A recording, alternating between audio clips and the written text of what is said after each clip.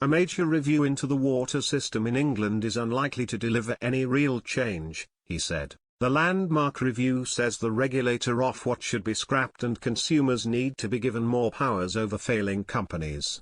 The report outlined 88 recommendations to the UK and Welsh governments to turn around the ailing industry after serious water pollution incidents surged by 60% in the last year.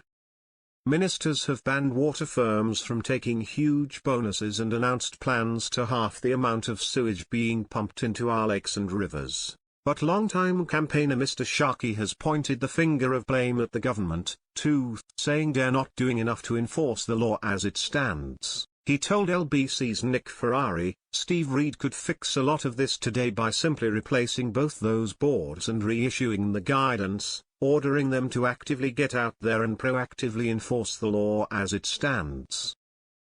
And government are ducking the responsibility in all of this. And for that, they should have shamed to a certain extent. I think Steve actually, and I should consider his position. I think he needs to go. I think he's actually ducked the underlying issues and he's trying to avoid taking accountability and responsibility. I think he's actually created a bigger shambles than the walls in the first place.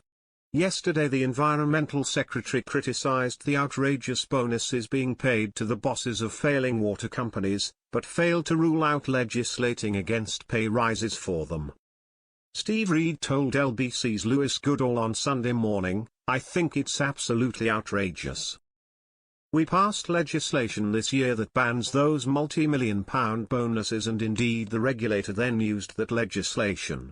But I would say to people like the boss at Southern Water, they really need to think how this is going to look to their customers when they failed to deliver the investment plan that they had committed to in previous rounds of investment programming. Trust levels between customers and their water companies in many parts of the country are at an all-time low.